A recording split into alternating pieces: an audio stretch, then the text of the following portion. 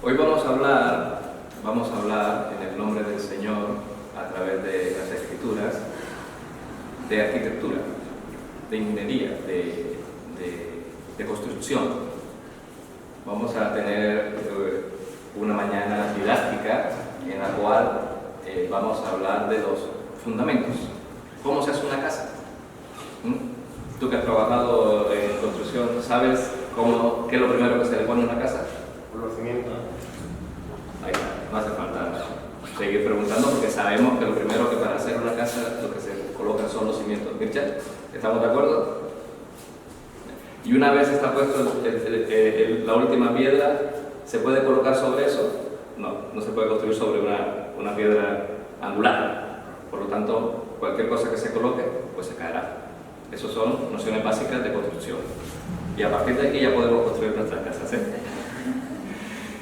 Dice la palabra del Señor en la lectura que tuvimos, la primera lectura que hizo nuestro hermano José en el capítulo 2, versículo 18.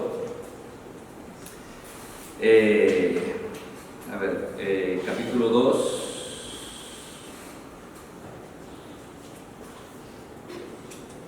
Capítulo 2. Un segundito, busco el texto.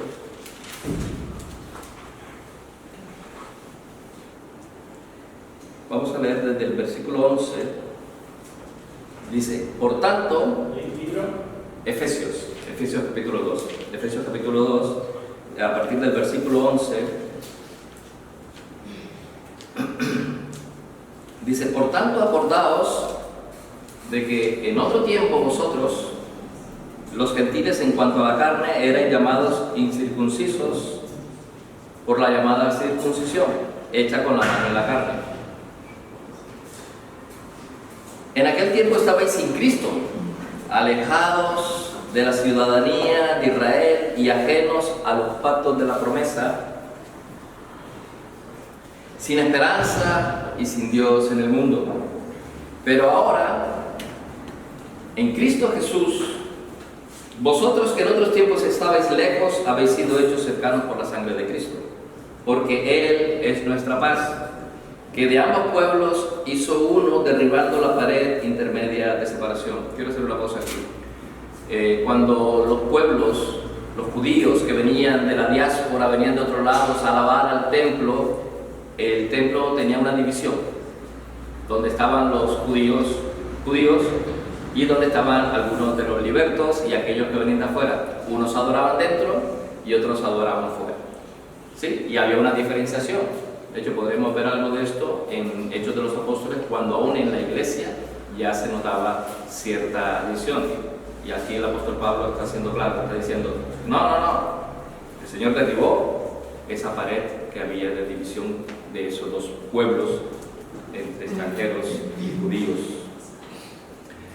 Dice, derribando la pared intermedia de separación, aboliendo en su carne las enemistades, la ley de los mandamientos expresados en ordenanzas, para crear en sí mismo de los dos un solo y nuevo hombre, haciendo la paz, y mediante la cruz reconciliar con Dios a ambos en un solo cuerpo, matando en ella las enemistades.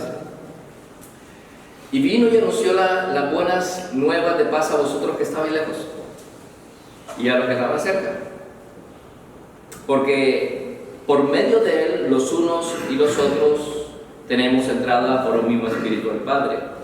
Así que ya no sois extranjeros ni advenedizos, sino conciudadanos de los santos y miembros de la familia de Dios, edificados sobre el fundamento de los apóstoles y profetas, siendo la principal piedra del ángulo Jesucristo mismo, en quien todo el edificio, bien coordinado, va creciendo para ser un templo santo en el Señor, en quien vosotros también sois juntamente edificados para morada de Dios en el Espíritu. Morada de Dios en el Espíritu. Sois morada de Dios en el Espíritu. Aquí está hablando que hay un fundamento, ¿sí? Ya no sois extranjeros ni advenedizos, sino conciudadanos de los santos y miembros de la familia de Dios, edificados sobre el fundamento de los apóstoles y de los profetas. Bien, entonces, Jesucristo utilizó muchas figuras. Siendo carpintero utilizó, bueno, el carpintero en aquella época no era el que solamente hacía tallas de madera, también hacía casas, porque normalmente las casas eran en madera. Entonces tenía un conocimiento mucho más amplio de la construcción. Por ser arquitecto no solamente se dedicaba a hacer sillas, también hacía casas. Por lo tanto tenía conocimiento acerca de los fundamentos. Vamos a ver algo de los fundamentos. Aquí está hablando de un fundamento muy particular: profetas y apóstoles, ¿no? Apóstoles y profetas, versículo 20: edificados sobre el fundamento de los apóstoles y profetas, siendo la principal piedra del ángulo Jesucristo mismo. Bien, voy a leer Apocalipsis 21, versículo 14. Dice: el muro de la ciudad tenía 12 cimientos. El muro de la ciudad tenía 12 cimientos. Y sobre ellos, esos cimientos, los 12 nombres de los 12 apóstoles del Cordero. Y el que hablaba conmigo tenía una caña de medir de oro para medir la ciudad, sus puertas y sus muros. No quiero ahondar en esto. Sabemos que eran 12 apóstoles. 12 apóstoles escogidos por Cristo. Sabemos que estamos leyendo Apocalipsis, que está mostrando los cimientos de la Nueva Jerusalén, ¿no? Y en los cimientos de la Nueva Jerusalén están los nombres de los 12 apóstoles, los nombres de las puertas, que son 12 perlas, que son las 12 tribus de Israel. O sea, el fundamento profético y el fundamento apostólico. Esa es la Nueva Jerusalén. Ahora bien, quería comenzar con esto antes de seguir con el tema principal, porque es importante que entendamos que en la medida que vayamos a leer ahora Apocalipsis 5 y seguir con el estudio que hice, la enseñanza, la predicación que tuve hace algún tiempo atrás, precisamente sobre Apocalipsis 5, que entendamos primeramente que cuando se habla de que hay un cimiento, que hay un fundamento, no se puede montar otro. Ya está el cimiento puesto. Por lo tanto, no se puede recimentar algo que ya está cimentado y tiene construcción, ¿no? Entonces, eso primero. Segundo, que si hablaba de los 12 apóstoles, al principio de su ministerio, y si vemos los mismos 12 apóstoles al final de los tiempos con la Nueva Jerusalén, cualquiera que se haga llamar hoy en día apóstol está mintiendo. Porque ¿en qué columna tendrá su nombre? ¿A qué piedra se hará semejante? Dice que cada una de las columnas tenía una piedra, ¿no? Versículos 14 en adelante, ¿no? Los cimientos del muro de la ciudad estaban adornados con toda piedra preciosa. El primer cimiento era jaspe, el segundo zafiro, luego ágata, esmeralda, onice, cornalina, crisolito, berilo, el noveno topacio, el 10º crisopraso, el 11º jacinto y el 12º amatista. No nos dice los nombres de los apóstoles, nos está diciendo 12 apóstoles. Los apóstoles que el Señor había escogido aquí son los 12 apóstoles que estarán ahí, que son los cimientos por los cuales nosotros, esta iglesia, tiene fundamentada su fe en las Escrituras, a través de los profetas que están en las Escrituras y del fundamento apostólico que está en las Escrituras. Por lo tanto, amados hermanos, si en algún momento de vuestra vida estáis en una iglesia donde hay un apóstol y se proclama apóstol como tal, como está escrito aquí en la Escritura, corre, huye por tu vida. Puede que no sea nada bueno, puede que estas personas estén engañándote, o puede que estén engañadas a sí mismos, o quizás no han leído la palabra de Dios. Pero esta es la palabra de Dios, y aquí veo solo 12 apóstoles al principio y 12 apóstoles mismos al final. No hay más apóstoles. ¿Por qué lo digo? Porque nosotros como cristianos tenemos una base sólida, que es la enseñanza de la palabra del Señor. Habíamos hablado de la construcción, la edificación. Tenemos unos cimientos y por lo tanto nos tenemos que sustentar sobre estos cimientos, y sobre aquellos cimientos no se puede poner más nada salvo el edificio que dice aquí, ¿sí? en Efesios 2, que estamos siendo edificados. No nos edificamos, estamos siendo edificados en versículo 20, ¿sí? Edificados sobre el fundamento de los apóstoles y profetas, siendo la principal piedra del ángulo Jesucristo mismo, en quien todo el edificio bien coordinado va creciendo para ser un templo santo en el Señor, en quien vosotros también sois juntamente edificados. ¿Para qué? Para morada de Dios en el Espíritu. Entonces, hermanos, hoy vamos a hablar de los fundamentos. En Apocalipsis 5, como lo habíamos leído anteriormente, habla de el rollo y el cordero. Y voy a comenzar la lectura y voy a hacer unas pausas nombrando los versículos que hablan ahí, para que nosotros podamos tener un entendimiento de las Sagradas Escrituras, de este libro tan hermoso que son las revelaciones del Apocalipsis. Tenemos que tener un entendimiento también del Antiguo Testamento. No podemos inventarnos que aquí dicen unas figuras y nos inventamos las cosas. No.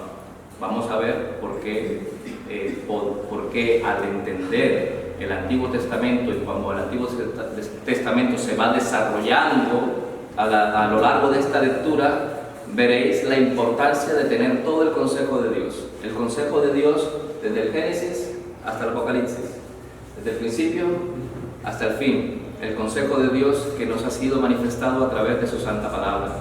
Así que no os quedéis solo con el Nuevo Testamento, hay que leer también el Antiguo Testamento para comprender bien lo que vamos a leer. Dice versículo 1 del capítulo 5 de Apocalipsis: y vi en la mano derecha del que estaba sentado en el trono un libro escrito por dentro y por fuera, sellado con 7 sellos. ¿Dónde está esta figura del libro escrito por dentro y por fuera, sellado con 7 sellos? Ezequiel 2, versículos 9 y 10. Ezequiel 2, versículos 9 y 10 habla precisamente de este rollo por ambos lados. En términos generales siempre se escribía de un solo lado el rollo del pergamino, y se iba plegando, desplegando, se iba leyendo de un solo lado. Pero este escrito de ambos lados. Las razones las desconocemos, pero está escrito de ambos lados, ¿sí? Y Ezequiel nos habla de ello. Ezequiel capítulo 2, 9 y 10. Cuando entendamos que sabemos que ya Ezequiel habla del texto, nosotros decimos: anda, mira, el profeta Ezequiel habló de esto. Y dice aquí: y vi a un ángel fuerte que pregonaba a gran voz, diciendo: ¿quién es digno de abrir el libro y desatar sus sellos? Y ninguno, ni en el cielo, ni en la tierra, ni debajo de la tierra, podía abrir el libro ni aún mirarlo. Y lloraba yo mucho porque no se había hallado a ninguno digno de abrir el libro, ni de leerlo, ni de mirarlo.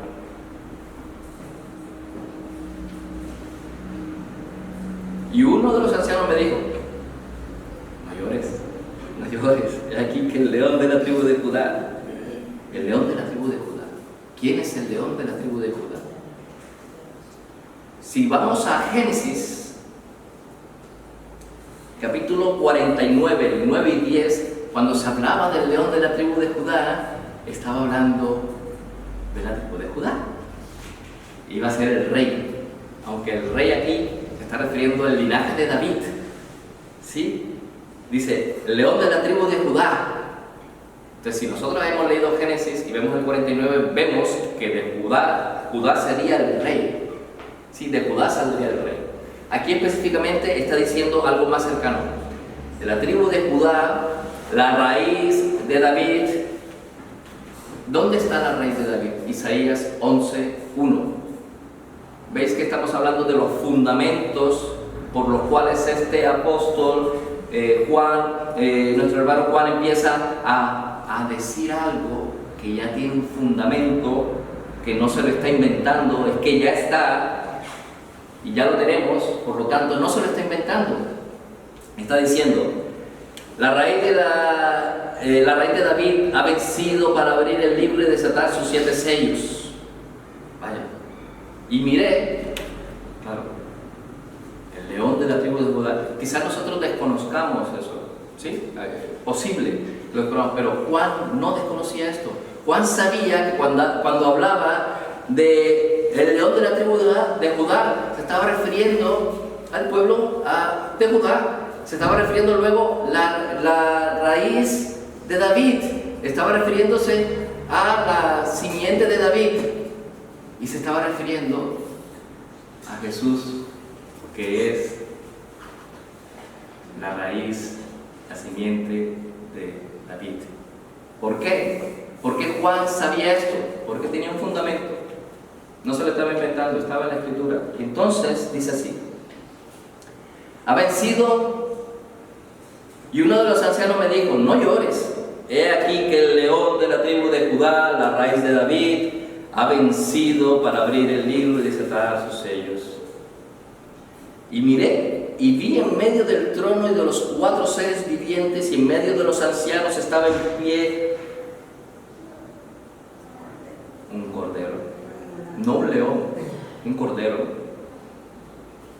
como inmolado. Un cordero como inmolado. ¿Dónde dice esto? Isaías 53, versículo 7. ¿Veis que el fundamento es importante? Juan sabía que el cordero inmolado era el rey. ¿Sí? Era el rey. Había vencido. Dice, cordero como inmolado que tenía 7 cuernos y 7 ojos. Zacarías 4:10. Lo voy a ir mencionando porque es importante que sepamos que no se está inventando, es algo que ya está escrito en la palabra de Dios. Por lo tanto, si nosotros quisiésemos tener un conocimiento, un entendimiento de cómo el Antiguo Testamento se va manifestando en el Nuevo, tenemos que leer el Antiguo Testamento. Si no, es que no nos va a servir de mucho tener el cuerpo aquí hinchado así fuerte y las piernas flaquitas. Tenemos que ser edificados completamente por todo el consejo de Dios, que es toda la palabra del Señor, y tenerlo siempre en cuenta.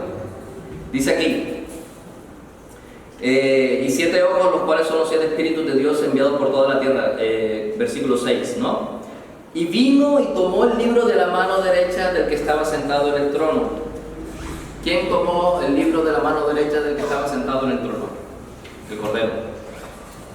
Y cuando hubo tomado el libro, los 4 seres vivientes y los 24 ancianos se postraron delante del Cordero. ¿Sí? Se postraron delante del Cordero. Todos tenían arpas. O sea, los 24 ancianos, los 4 seres vivientes. Todos tenían arpas y copas de oro llenas de incienso, que son las oraciones de los santos. Salmo 141, versículo 2. Las oraciones de los santos son como incienso, un aroma fragante que llega a la presencia misma del trono de Dios. Y cantaban un cántico nuevo. Yo comentaba el otro día que, bueno, en la Biblia vemos diferentes cánticos, ¿no? Siempre de victoria. Moisés, Débora, Jefté, Zacarías cuando hace esto del Magnificat de María. Pero aquí vemos un cántico nuevo y diferente, con algo muy particular este cántico, diciendo, versículo 9, digno eres de tomar el libro y de abrir sus sellos, porque tú fuiste inmolado y con tu sangre nos has redimido para Dios de todo linaje y lengua y pueblo y nación. Lo que estábamos hablando justo ahorita en Efesios. que de los dos hizo una sola, un solo pueblo. La barrera que había de separación entre judíos y extranjeros desapareció. Hizo la paz mediante la sangre de su cruz. Dice, y vino y tomó el libro en la mano, y cuando hubo tomado el libro, versículo 8, versículo 9, dice, y cantaban un cántico nuevo diciendo, digno eres de tomar el libro y de abrir sus sellos, porque tú fuiste inmolado y con tu sangre nos has redimido para Dios. ¿Nos redimió para quién? Para Dios. ¿De dónde? De todo linaje y lengua y pueblo y nación. No se le escapa ninguno. De todo linaje, pueblo, lengua y nación, Dios tendrá un pueblo, uno solo, bajo un mismo espíritu, que le adore, que le alabe, que le glorifique, el cual será un reino de reyes y sacerdotes. Y nos ha hecho, versículo 10, para nuestro Dios, reyes y sacerdotes. Éxodo 19:6. Sois una nación de reyes y sacerdotes. Y Apocalipsis 1:6. Este sí lo voy a leer. Apocalipsis 1:6, que dice lo siguiente, dice: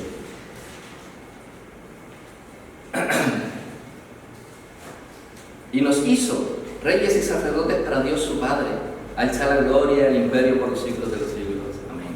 Nos hizo su Padre, Jesucristo nos hizo a nosotros para su Padre, Dios Padre, un reino de reyes y sacerdotes. Sigamos, versículo 11. Y reina, versículo 10, y nos ha hecho para nuestro Dios reyes y sacerdotes, y reinaremos sobre la tierra. Reinaremos sobre la tierra. ¿Veis que en Apocalipsis 21, cuando habla de cielo nuevo y tierra nueva? O sea, quiere decir que la tierra será renovada, restaurada, luego rehabitada. Y después que la tierra esté rehabitada, ¿sí?, vendrá la Jerusalén celestial, se asentará. Eso es como cuando leemos Apocalipsis, cuando leemos el Génesis, que estaba Adán y Eva antes del pecado y estaban todos tranquilos paseándose por el huerto de Edén, y Dios estaba en medio de ellos, y ellos no se avergonzaban. Pero el pecado entró en el mundo y esa comunión se rompió. Pues esa comunión se ha restablecido en Cristo Jesús. Ahora tenemos acceso directo al trono de la gracia, cosa que perdió Adán y Eva. Jesucristo venció. ¿Sí? Entonces dice aquí: y miré y oí la voz de muchos ángeles alrededor del trono y de los seres vivientes, la voz de los ángeles, de los seres vivientes y de los ancianos, y su número era millones de millones, millones de millones, millones de millones, diciendo que decía la gran voz: el Cordero que fue inmolado es digno de tomar el poder, la riqueza, la sabiduría, la fortaleza, la honra, la gloria y la alabanza. ¿Sí? La gloria y la alabanza, el poder, la majestad. ¿Sabéis una cosa? ¿Sabéis que nosotros predicamos muchísimo acerca de la muerte de Cristo? Que está muy bien, porque eso tenía un propósito. El Cordero vino a cumplir un propósito. Dios se humanó, Dios se hizo carne, tomó forma de siervo, y se humilló hasta la muerte, y muerte de cruz. Y el Señor vino a cumplir un propósito. ¿Os acordáis que dice cuando, antes de expirar, antes de morir, qué dice? Consumado, hecho está. Hecho está, ya está hecho. La labor por la cual había venido de restituir las cosas como tenían que ser fue hecha. Hecho está. Jesús, en el capítulo 14 del Evangelio de San Juan, le dice que Él va a preparar un lugar. Ya donde yo voy ahora no podéis venir, pero voy a preparar un lugar para vosotros. Si no hubiesen lugares, ya lo hubiera dicho: aquí está reservado hasta aquí, pero voy a preparar un lugar para vosotros. Ellos estaban tristes, pero sabéis que en Hechos, que lo voy a leer ahora precisamente porque lo que está narrando aquí Juan tiene que ver con la ascensión de Jesucristo a su trono. Cuando Juan está narrando y vio que no había en ninguna parte, ni arriba en el cielo, ni en la tierra, ni debajo de la tierra, en ningún lado había nadie que fuera digno de abrir ese rollo. Y luego vemos que está el cordero inmolado. Es porque ese cordero había vencido. Era digno de abrir ese rollo porque hecho está, consumado es. Entonces cuando Lucas narra la ascensión al principio y ellos están todos mirando hacia arriba, lo voy a leer porque me parece pertinente. No me gusta utilizar muchos versículos cuando hago una predicación, pero creo que es pertinente. Hechos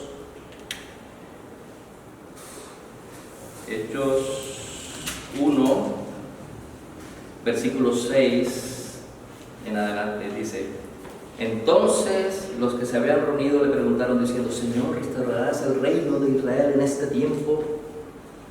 Y les dijo: no os toca a vosotros saber los tiempos o las sazones que el Padre puso en su propia potestad, en su sola potestad.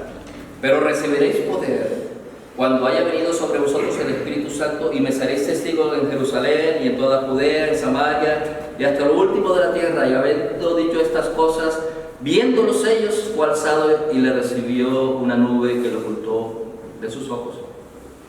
Esto también está en Marcos 16-19. Y estando ellos con los ojos puestos en el cielo, entre tanto que él se iba, he aquí se pusieron junto a ellos 2 varones con vestiduras blancas,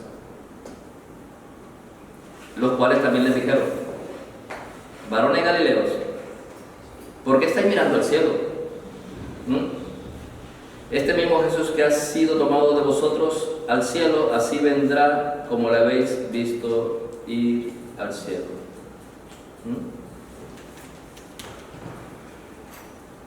Jesús fue a sentarse en su trono. Aquí dice que está justo al lado, a la diestra de Dios Padre, capítulo 5 de Apocalipsis, ¿no? ¿Sí? En medio del trono estaba el Cordero como inmolado, ¿sí? El cual es digno. Versículo 12, digno. El Cordero que fue inmolado es digno de tomar el poder, la riqueza, la sabiduría, la fortaleza, la honra, la gloria y la alabanza. Si el Cordero no sube, es porque el trabajo no estaba hecho, pero el trabajo está hecho. El Señor cumplió con lo que había venido a hacer. Por eso, amados hermanos, tenemos que tener en cuenta que al leer no solamente el Apocalipsis, al leer todos los libros de la Biblia, tenemos que tener en cuenta los demás libros de la palabra del Señor. Y esto no se hace por ósmosis ni por difusión, esto se hace con una lectura de método consciente de la palabra. Tiene varias razones. La primera razón es la edificación, ¿sí? El aprendizaje de las cosas del Señor, de la voluntad del Señor. Una de las otras razones es que no te engañen, que no seas engañado, porque el error, lo que sucede cuando otros vienen y dicen cada cosa y tú te quedas callado, es por varias razones. Primera puede ser ignorancia, te da pena coger y no deberías hacerlo, tienes que hacerlo aparte como tiene que ser, y llamar en amonestación del Señor aparte, ¿no? No puedes hacerlo públicamente. No, eso no es así. La palabra del Señor nos habla de compasión, de misericordia, de tratar a los demás como nos gustaría que nos tratasen a nosotros, y no nos gustaría que nos expusieran públicamente, que a veces valdría la pena, pero hay los medios y la manera como tenemos que corregir a algunos otros. Dice aquí: ¿qué decía gran voz el Cordero que fue inmolado? Es digno de tomar el poder, la riqueza, la sabiduría, la fortaleza, la honra, la gloria y la alabanza, y a todo lo creado que está en el cielo y sobre la tierra y debajo de la tierra y y a todas las cosas que en ellos hay, a todo, no se deja absolutamente nada. Y a todas las cosas que en ellos hay, oí decir al que está sentado en el trono y al Cordero, sea la alabanza, la honra, la gloria y el poder por los siglos de los siglos. Los 4 seres vivientes decían amén, y los 24 ancianos se postraron sobre sus rostros y adoraron al que vive por los siglos de los siglos. Entonces, amados hermanos, últimamente salen unos videos de algunos, no digo que sean maliciosos, pero dicen cosas que como creyentes deberíamos pensar, ¿sí? Siquiera de abrirlos, leerlos y compartirlos. No podemos compartir porque nos suene muy bonito. Si vamos a compartir algo en nuestras redes, que sepamos que somos embajadores de Cristo, que somos un reino de reyes y sacerdotes, en los cuales las palabras que nosotros digamos pueden servir para edificación de una persona, ¿sí? Para la afiliación de esa persona, para que esa persona entienda, para que esa persona no tenga incertidumbres, porque nosotros, que somos embajadores de Cristo, tenemos que hablar como hijos del reino. No podemos mentir, no podemos venir y decir, ay hermano, es que, y decir una barbaridad que no tiene nada que ver con la palabra del Señor. Si queremos hablar de las cosas de Dios, el Señor nos va a dar sabiduría para hablarlas. No las tomemos de fuera de las Escrituras, tenemos que tomarlas de las mismas Escrituras. Yo sé que hay algunos hermanos que habéis oído de todo esto, de apóstoles, profetas. Hay hasta, hermanos, hay hasta arcángeles que designan apóstoles. Por favor, hasta esto hemos llegado. La falta de conocimiento en la palabra del Señor es la que lleva a esto. Y nosotros, ellos no es que sean culpables, no, que los culpables somos nosotros, que tenemos la palabra de Dios, el consejo de Dios, que el mismo Juan aquí en Apocalipsis se refería a textos que ya estaban escritos en la palabra de Dios como fundamento de nuestra fe. No nos inventemos cosas que el Señor no ha dicho. Estamos en una congregación en la cual estamos enseñando una escuela dominical cada primer día de semana, que es la escuela dominical donde aprendemos los fundamentos de nuestra fe.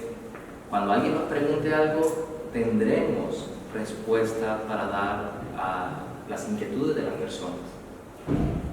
Entonces, como hijos amados, como hijos queridos, como miembros de esta nación santa, debemos hablar palabras sazonadas, palabras fieles, palabras verdaderas. Quizás a nosotros nos cuesta, porque estamos en una sociedad de 288 palabras, tweet, todo rápido, pop, y salimos del tema y ya está. Y se nos olvida lo que ya hemos dicho al ratito, ¿no? Pero tenemos que masticar la palabra del Señor, tenemos que digerir la palabra del Señor, tenemos que estudiar la palabra del Señor, y así podremos dar una buena respuesta a aquellos que nos demanden respuesta acerca de nuestra fe, que no es irracional, es una fe racional. Hay cosas que van más allá de la razón, es cierto, pero nunca va en contra de la razón. Dios ha puesto en el hombre eternidad y el sentido de su existencia, de su ser. Por lo tanto, no temamos en estudiar y escudriñar tanto el Antiguo como el Nuevo Testamento, porque ese es el fundamento por el cual se cimenta nuestra fe. ¿Sabes? Las incertidumbres generan pánico, desconsuelo, las incertidumbres generan discordia, las incertidumbres te dan pavor, pero nosotros tenemos una certeza, ya está escrita. Pídele a Dios que te dé sabiduría y una mente para poderla absorber. Y gózate, alégrate, compártelo, dedícalo, pregónalo, hasta en las azoteas, pregónalo en las azoteas. ¿Sí?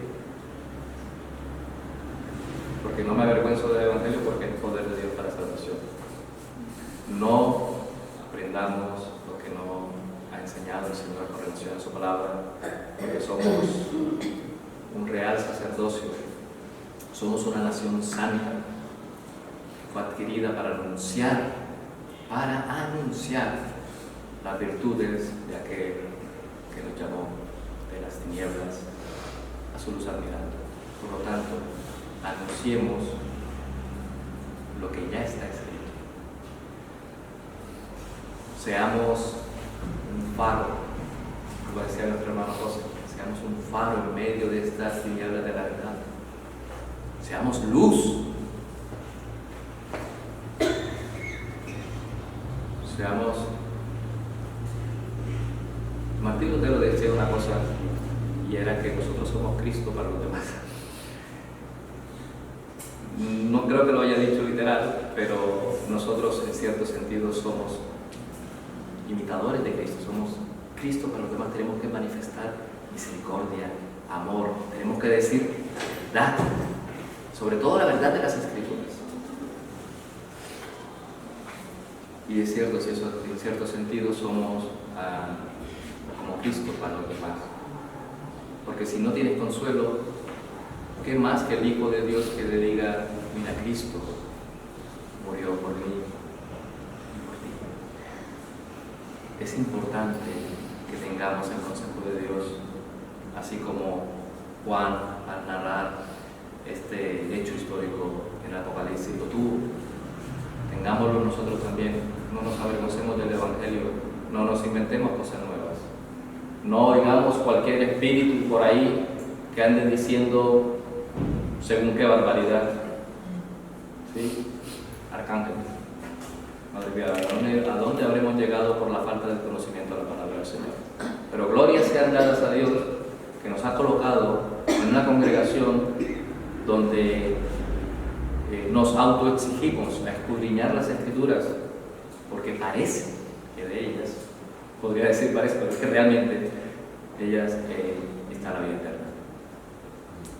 Está la vida eterna. Y si tú que hoy estás aquí con nosotros, tú que nos estás viendo por Zoom, ahora o en el futuro, que sepas que hay una certeza, que hay paz, y conoceréis la verdad y la verdad os libertará. Esa paz está en Cristo. Esta paz no la puedes recibir del mundo, ni de las filosofías del mundo, ni de las ideologías del mundo de los hombres, sino de Cristo mismo a través de sus sagradas Escrituras. Amados hermanos, no quisiera terminar sin antes decirles que el Señor viene pronto, porque su palabra así lo dice, y vosotros gozaos porque vuestra salvación está cada vez más cerca.